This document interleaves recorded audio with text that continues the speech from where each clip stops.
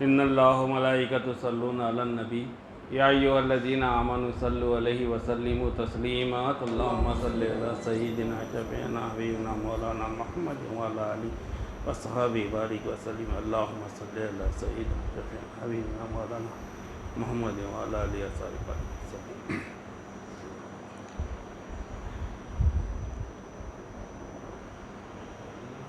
اللہ تعالیٰ کا بےحد فضل و کرم ہے کہ اللہ تعالیٰ نے ہم کو ہفتے میں ایک دن یہاں پر جمع ہو کر ایمان کی تجدید کرنے کا ایک موقع عطا فرمایا ہے، اور اس پر مزید یہ کرم ہوا ہے کہ اللہ تعالیٰ نے ہم کو اولیاء اللہ کے دامن سے وابستہ فرمایا ہے۔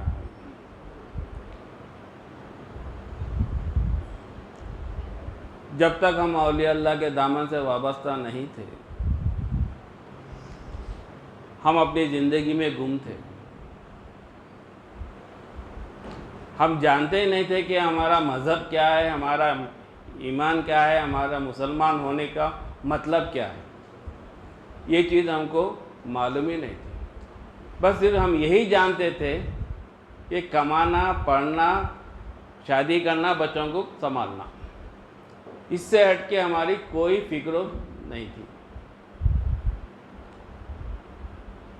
ہم ہمیشہ اللہ تعالیٰ سے یہی دعا مانگتے ہوئے آئے ہیں، ربنا آتینا فی الدنیا حسنۃ وفی الآخرۃ حسنۃ وقنا عذاب النار۔ جب ہم یہ دعا مانگے ہیں تو یہ دعا کے اندر جو چیز ہے اس کو ہم جانے نہیں، اس کو ہم پہچانے نہیں، سمجھے نہیں؟ ہم یہی چاہ رہے ہیں کہ ہم کو دنیا اچھی چاہیے اور آخرت اچھی چاہیے اور زندگی اچھی چاہیے، مکان اچھا چاہیے، رہنے کے ہر آسائش ہم کو چاہیے۔ لیکن کل ہم کو حضرت قبلہ نے بتا دیا ہے کہ اس کا اصلی مقصد یہ ہے کہ ہم کو دین کی بھلائی چاہیے، دین کی فہم چاہیے، دین کی سمجھ چاہیے۔ جب ہم کو دین کی بھلائی، دین کی فہم، دین کی سمجھ آ جائے گی تو دنیا کوئی چیز نہیں ہے جو ہمارے قدموں میں گر کے آ جائے گی۔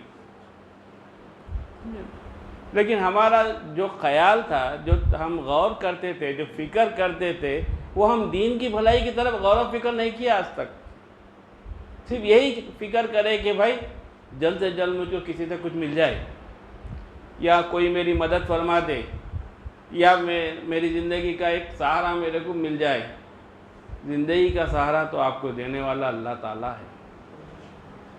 جب آپ دنیا میں پیدا بھی نہیں ہوئے تھے، دنیا میں قدم بھی نہیں رکھے تھے، اللہ تعالیٰ نے آپ کو اس سے پہلے آپ کی تقدیر میں جو کچھ ہونے والا ہے وہ سب لکھ چکا تھا۔ لوح قلم میں وہ چیز محفوظ ہو چکی تھی، اور وہ یہ بتا چکا تھا کہ یہ بندہ دنیا میں اتنے سال تک جئیں گا، اتنے سال تک اس کی حرکتیں ایسی رہیں گی، اتنے سال تک یہ جو بھی کرنا ہے کرے گا، چاہے وہ اچھے کام کرو یا برے کام کرو، یہ تو لکھ چکا ہے۔ اب آپ کو جو رزق دینا ہے وہ تو آپ کو ہمیشہ کے لیے وہ دے چکا ہے، پھر بھی ہم رزق کی طرف ہی بھاگ رہے ہیں۔ اللہ تعالیٰ یہاں تک ہم کو یہ فرما چکا ہے کہ تو رزق کی طرف کیوں بھاگتا ہے بندے؟ تیرا رزق تو میں دینے والا ہوں، میں تجھ سے وعدہ کر چکا ہوں، تیرا رزق میں دوں گا اور تجھ کو مرے دم تک تیرا رزق دوں گا۔ تیرا رزق میں نے جتنا لکھا اس کا ایک ایک دانہ تو کھانے کے بعد ہی تو مرے گا، اس کے بعد تو دنیا سے جائے گا نہیں۔ تجھ کو بھیجنے کا مقصد دنیا میں میرا یہی ہے کہ میں جانا جاؤں، پہچانا جاؤں۔ کس کی وجہ سے؟ ان بندوں کی وجہ سے، کیونکہ اللہ کو خواہش پیدا ہوئی کہ میں کچھ جانا جاؤں۔ جیسا کہ ہم اپنے خاندان کے اندر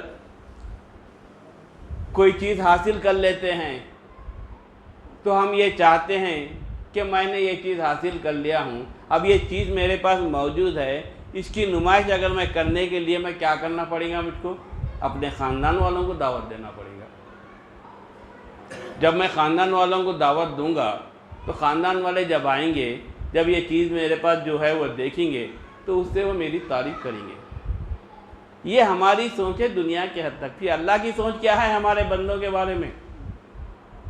جب جانا جائیں گا، جب وہ پہچانا جائیں گا بندوں سے، اس نے جب سبحان اللہ کہنا سنے گا تو اللہ تعالیٰ ہمارے لیے دنیا اور آخرت میں کیا چیز ہم کو نہیں دے گا.